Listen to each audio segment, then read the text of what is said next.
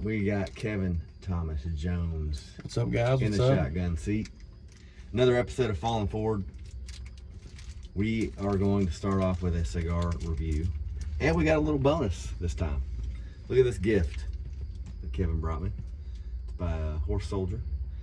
This is the trick with cinematic mode, trying to get it to Yeah, I guess. to focus it. But we're gonna take a little taste of this later too. It's gonna be a treat. Kevin, I appreciate you driving out here, man. Yeah, man, always, dude. I love doing stuff like this, getting to work with people, fellow musicians, fellow artists. You had a little incident on the way here, didn't you? Yeah, you got pulled over and got a ticket. Pulled over, got a ticket. Monday evening blues. So now I do a V cut on my cigar. This one right here, and you're doing a straight cut? Yeah, I can do whatever you want to do. This one is a Perdomo Reserve Maduro 10-year anniversary. And my experience with Perdomo cigars is they are always good. This one, I love the box pressing on it, which gives it that square feel. I don't know if it affects the taste at all, but every one of these I've had are excellent. What do you got there? I have a Deadwood Leather Rose, and I chose it because it's got a, maybe it'll focus. You'll see it. Pretty lady on there. Some of these you have to hold like kind of back, And we like the lady, so it smells good too. Definitely tell it's a sweeter cigar from the smell. There you go. Yeah, there's something special about these Perdomos, man. Like this dark wrapper on it. The Maduro is my favorite. That one right there, does it have a sweetness to it? Very much so. I like that. Very, very good on the palate. Got a really good, I would say almost, it's not even really smoky flavor. It's more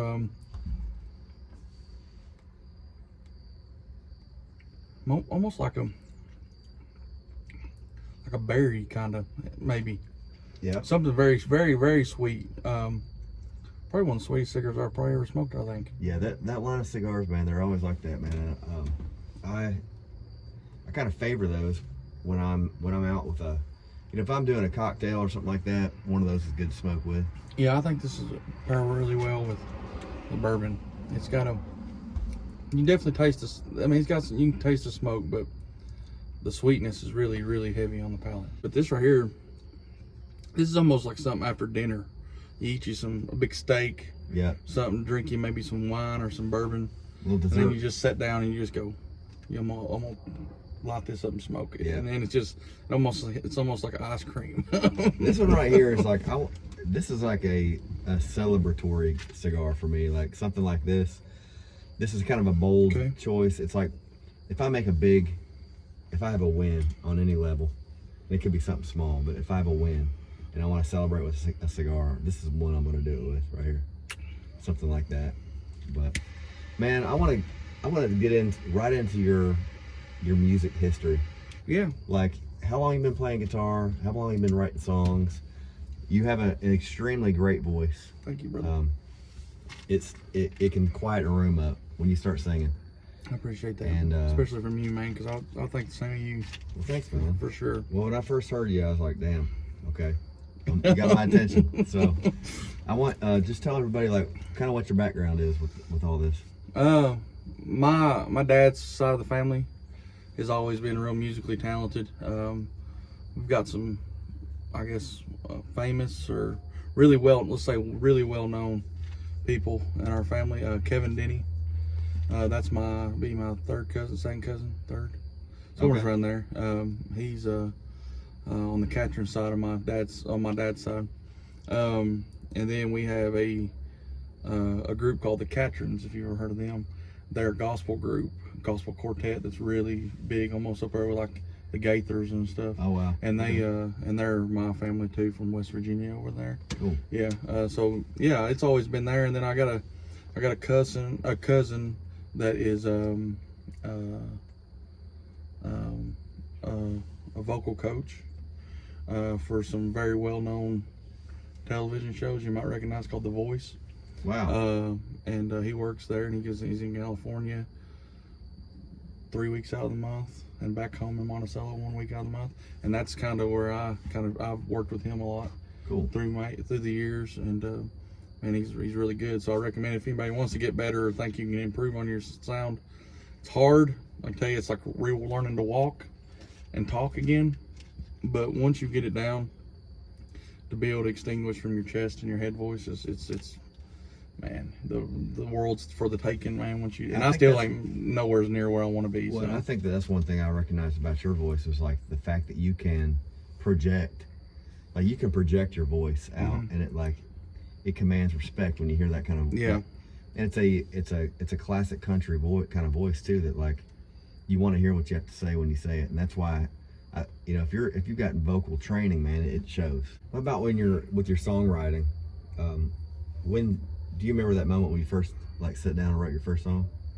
Oh yeah, my first song I ever wrote, I really don't remember. I was super young. I was probably like 15. I kind of remember it hazily, but I don't really consider that the first real song I wrote. That was the first song I ever wrote, not the first real one. The first real one I ever wrote was "Wither Away," which is out right now. That's a great song, man. And but that's probably the most personable song I've ever wrote, for the fact of the reason why it was wrote. I went through a bad divorce. I was suicidal. I was depressed. I was on every medication you could ever think a doctor to prescribe somebody. I was going through therapy. Nothing was helping. I was literally waking up from what little sleep I was getting, laying in bed, calling into work saying, "Hey, I just can't do it today." Because I physically couldn't. I just couldn't get myself out of bed.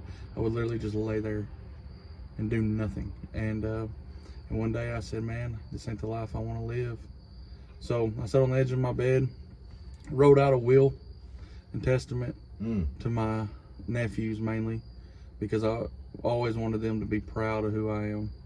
And I get choked up talking about this, but I always wanted I appreciate you talking about it, man. Yeah. I'll tell you, a lot of people that are going to watch this can relate to that, and that's one of the reasons why I started this show. Is like, that even in the words like falling forward, it's like learning from when we're at our lowest, and it seems like that's where you were at that moment. Rock bottom, 100%. Lowest I've ever been in my life. I'd never wanted to, not live anymore, other than that moment in my life. And I sat there, wrote the will out. I thought of everything. I put my phone password down on the paper, everything, so that way my family could get into it, because there was things in there that I wanted. I left videos for my nephews and my nieces, to let them know that, hey, I'm sorry for what I'm doing. I did. I still love you, and I hope the best for you. And I went thoroughly through it, thought it through, and I sat there and I had my revolver, and I still remember, man. And the crazy thing, and it's the things that you remember from those moments when when you're about to end your life, that it still sticks with me, and I think it still goes through my songwriting. Is like I still remember like the taste of the iron in my mouth when I put the barrel to my lips. Those little things are just little moments that I still remember, that remind me of that's not a place I want to be anymore, or ever go back to. And anyways, I was sitting there and I was going to end my life, and I was crying and thinking back through life, because it really gets you thinking when you're going to do it, when you're committing to something like that. You really start thinking about everything. And I pretty much told God, I said, "Lord," I said, if there's anything out there for me to do, if there's anything that I can do, or if I'm meant to do something in this life that you want me to do, I was like, the time is now to let it be known, because if not, we're going to find out, and about that time, I had a guitar that was sitting in the corner. I hadn't played it in 7 years, and it fell over, which is the most crazy thing, and people probably think I'm crazy when I tell this, but it fell over and it scared me. Wow. And I remember looking over at the guitar, and it was just like, almost like, it wasn't like I heard a voice talk to me, but it was like I knew that to go pick that guitar up, right? And so that's what I did. I went and picked it up. It had cobwebs inside the sound hole. I mean, everything was so vividly remembered from that. And I picked it up. And within 5, 6, 7 minutes, I wrote "Wither Away." And I think I may even send it to you not long after I wrote it, a couple days after. Usually when I do tell the story, kind of like what I'm going through, I don't go in this depth, of course, but when I tell the story, usually when I look out there, there's some tears. Yeah. And that lets me know that I ain't alone. I never was alone. But there's people out there go through the same thing as that I am. Yeah. And that's one thing that I feel like music brings that out of people. Like sometimes you go to a show, and hell, I've done this before. I just stand there and tears well up, man. And it's like a certain song can bring it out of you. Oh, dude. You don't even go to a show thinking that that's going to happen. All of a sudden, you're standing there in tears, And dude, you ain't kidding. I think those songs are sometimes we write those. We don't know exactly why we do it. Sometimes it's in the moment. It's like therapy for us to write that. And other times, I believe this is true. God, whatever you believe in, can kind of direct us to write things down so that other people get it at the right time. And I'm here to tell you guys, like, this thing ain't a solo thing. It's going to everybody that I know that is successful in this thing called music has surrounded themselves with talented, good people. Mm-hmm. And they carried them up the ladder with them. Like, this ain't, oh, I'm going to do it myself kind of thing. Can you do it yourself? Sure, I'm sure you could. But why? Why do it yourself when Kentucky is so talented? There's so many good people, so much talent here in our area. Why do it alone? Work with people, man. Like, that's the hardest thing I see in this industry, is getting people that are dedicated enough, that want to work, that want to do it. Yeah. They say, I love music and I love writing, but you never see them write with nobody. You never hear of a song where they co-wrote with anybody. They say, I wrote this song. Okay, well, that's cool. But I'm trying to write a song a day or more, And it's like climbing into a canoe with somebody going down a stream, man. It's like you got 2 paddles in there instead of 1, and you're gonna make more progress. It's gonna be a little bit easier to get that song complete and come up with something that you like.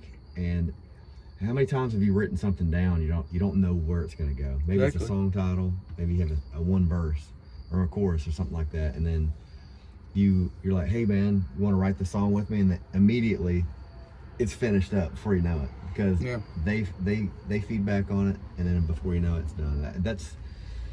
I'm a strong believer in co-writing, and I've been doing that since the beginning. One thing you said reminded me of something that Ward Davis said one time, and he was like, almost wore that hat today. He's like, I got to open a show for him one time, and we had a conversation at the end of that show. Just a super nice dude. He was like, oh yeah, great fella. He's like, I would not be here right now if it weren't for Cody Jinks. Oh, yeah. And he said, Cody Jinks, Cody Jinks gets it, man. He got over the wall, and he, instead of taking off after he got over the other side of the wall, he reached over and he pulled his friends up with him, and he happened to be one of them. And he gave him a lot of opportunities because of that. Yeah. Ain't many Cody Jinkses in the world, though. That I've come to find out. Yeah. I'll help anybody that I possibly can. But the only way I'm going to help somebody in this thing is they got to be working. And what I mean that is, like, you got to actively be working. You've got to be doing something. If you want me, like, I'm nothing. Okay, I'm nothing at all. But I have established a network of some pretty talented people that have been successful, and I don't care to throw your hat in there and help you get to where they are. Even if that means passing me up, I don't care. I'll help you, but I want you've got to show the initiative to do it, because you probably know this, and I'm not calling anybody out. so don't hate me on the internet. But there are a lot of people that are lazy and don't want to do nothing, man. Right. You know, like people, they'll play 50 shows a year. That's fine if you're making $6,000-7,000 a show, whatever. But who's making that around here? Not many people. You know, and you just got to work. If you, I don't want to put my neck out there and help you if you're just going to dwindle it away. Yeah. You know, because I can put my time into somebody that's going to want to do it. And so that's what I try to do. And I think about that myself. I think about, okay, I reach out to Ward Davis, right? And I say, hey, Ward, man, I'd like to open a show for you or something. If you're close to Kentucky or wherever, I'll go wherever, you know. And I got to think to myself, if he looks at my social media, and that's a big thing in today too, and I think you agree with that. If he looks at my social media and sees nothing, what is that going to put impression wise on him? Right. Right. If he's looking but if he goes down through every week and sees a flyer where it says I'm playing 4 shows a week and I'm putting the time in, he's gonna be like, okay, this guy's actually trying to do something. And you're doing great at that too, man. Like I've noticed you hit the gas pedal, and yeah, you're doing great on your social media, like your the shows you're doing, recording some content and putting it out there and let people see like what they're missing when they miss one of your shows. Yeah. And the good thing about that too is you end up getting a lot of people that are kind of sitting in the background being like, well, let's just see what this guy's got. I'm not going to be a fan yet until he gets out there and proves himself. I feel there's a lot of that too. There is, you know, and I think it hurts our feelings as artists when we see people that get opportunities sometimes, and you're like, man, I feel like I should put my hat in for that. Yeah. And then you don't get it. You know, it's not a competition thing, but it is just being honest. It does hurt your feelings a little bit. You know, I felt it, man. And there are, I mean, what you touched on a little bit before was like, there is a network of people that you have to get ahead. And sometimes these groups have already formed up. Like they got their friends, and they are they're actively helping each other. And that's why it's like, you know, it can be discouraging as a solo artist trying to find where you belong in this whole scene. And one thing that I've learned is I cannot compare myself to what anybody else is doing. No, you can't. I've got to just do my thing. I help people out like all the time. I try to. That's one reason. Like I'm doing interviews on the show. I want to get people out there. You know, this show. There's not a whole lot of viewers on this thing right now. Yeah. But I have faith in it that it's going to grow. Yeah, because there's nothing out there like this. And at some point, someone's going to stumble across this video and be like, I'm going to check those guys out and see what their music sounds like. Yep. And they're gonna be fans, and they're gonna come to a show, and that's how it grows, man. But if I sit around and I'm like, man, I didn't get on this bill, I would have been a perfect fit for that because my songs are like fit right in there. Yeah. I didn't get on it. I'm gonna get discouraged, and it's gonna make me quit. Absolutely not. It's not gonna make me quit. Never gonna quit. No. Because it's like, you know, as an artist too, just like what happened with you, man, when you described that life-changing event that happened when your guitar fell over.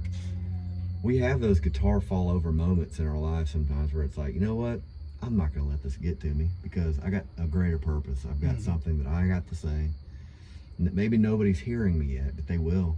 You know what goes good with blues and cigars? Bourbon. How about, you were telling me a little bit of a story about this horse soldier. Yeah, so this past year, 4th of July. Let's get a little nip. The man who's behind this, called the Horse Soldier, they hired me for a private event for the 4th of July party, and it was awesome. And so they turned me on to it, and I got to taste it, and I thought it was just really good bourbon. Look how good that looks on that. And it's not a low end bourbon, you know. It's kind of pricey, but it is Cheers, good bourbon. It's good on the nose. It's almost sweet. Yeah, it's like a I've never had Horse Soldier bourbon. This would be the first taste I've ever had of it, but I do remember meeting these guys. I didn't get a chance to talk with them, but I remember seeing them as they pulled up to the like Master Musician Festival. Yep. Cheers, man. Yeah, man. Check out Horse Soldier bourbon. This is buddy.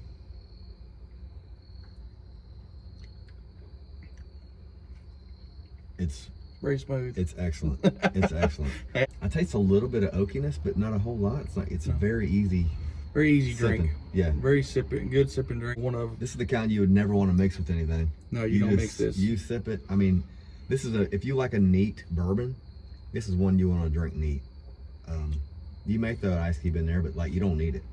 You don't need it watered down at all. Like this is full of flavor. It's got a punch on the back end, but very little. This is the very first bourbon we've ever had on the show. Really? So, Horse Soldier. Kevin Thomas Jones. Where can people find you? What do you got coming up? Like what kind of projects do you have in mind to do? And okay. You can find me at Kevin Thomas / Kevin Thomas Official, pretty much on anything. Spotify, Facebook, Instagram, TikTok, wherever. So it's Kevin. There's Kevin Thomas. Or Kevin Thomas is my stage name. Kevin Thomas Okay. Jones is my actual name. But there's a crap ton of Kevin Joneses. Yeah. So Kevin Thomas is like that's it. Kevin Thomas Official online, because there's no other Kevin Thomas officials, but there's a lot of Kevin Thomases. Okay. What I got coming up, I got a new single coming November 5th. You've got a lot of great things happening, man. Keep up the good work. Appreciate you, man. I'm glad you came on the show and you opened up and told us about like some of the things that you've been through and what kind of motivates you to do some songwriting and live the life that you're leading, man. And anything I can do to help you out, feel free, man. I look forward to writing some songs with you, hopefully, at some point. Yeah, that's what I'm looking forward to. One thing I do want to mention is, I was very fortunate to get nominated for the Josie Music Awards this year. So this weekend coming, which would be the 26th and 27th of October, I'll be in Nashville. I will be the 26th. I'll be at the CMA stage down there, and then the 27th we'll have a red carpet event for the awards show at the Grand Ole Opry. I feel really strongly that you're gonna achieve anything you want to, man. Just keep it up. You too, brother. I mean, I've been a fan of yours since I first listened to you, so I definitely, I wouldn't come on this podcast if I didn't think you was, Well, I have my moments too where I'm like, well, shit, what am I doing? We all do. I have them daily. But it's like it does take conversations with fellow musicians and singer-songwriters to kind of like bolster each other up and say, you know what, this is doable. It's like work together. The world needs our music. Work together, man. Yeah. It's a big part of this thing. Just work together. I can't preach it enough. I've said it 100,000 times, and I'll probably say it 100,000 more. Just work together, man. Don't let an ego, don't let an hour drive keep you from working with somebody, man. Because you never know. Social media has made it so easy, or let me put it this way, easier to be seen, that you just never know. You could be sitting in a room with one of your buddies, y'all come up with a song that you may not even think is that good, but you post it online and then it just blows up. Next thing you know, you got 40,000 followers and you're headlining country music festivals. That's man. right, man. In a year. And how many times have we seen that happen with buddies? So many people. Yeah. My buddy Cody Fusion is a guy that just blew up with his first song, and and that kind of reminds me too. One more thing before we go, I want to say, don't be afraid to get your mileage in, man. Cut your teeth on some asphalt for once in your life, and I promise you do that in a year. I done 226 shows last year, which is about 5 shows a week, and still made the time to go out and support my boys.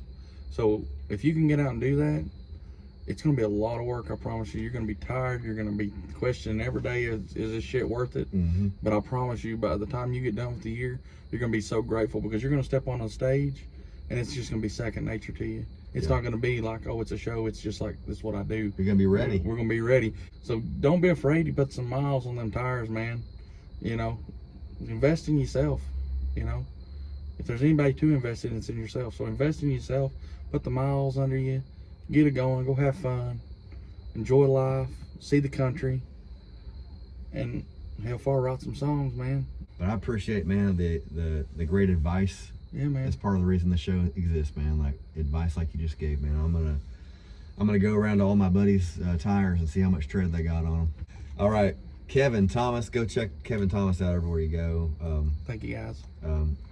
You're a great dude, man. I'm glad you came on the show. Yeah, man, me too. I'm so grateful for you to have me out here. But this is a great episode of Falling Forward. Make sure you subscribe. Make sure you leave a comment. And make sure you check out Kevin's music everywhere you get it. And I'm Lance Rogers. Kevin Thomas. Kevin Thomas. And I was like Kevin Thomas Jones, but that's just your Instagram. At least you got it right, because a lot of people say Kevin James. I'm like, I'm not the actor. All right, Kevin Thomas. Buy the merch, buy the music, listen to it. I have a feeling, man, like you're writing some great stuff, but you haven't even written your best song yet, the one that's gonna put you on the fucking map. Like, it's coming. No, I don't think so. I might have. I just haven't. Nobody knows about it yet. I have a bunch of songs. I'm saying, man, that's the hope that I have, at least with myself. Is like I haven't written my best one yet, Same. And who knows when that can come, but it can come pretty quick. So anytime. All right, y'all take care. Be good to each other.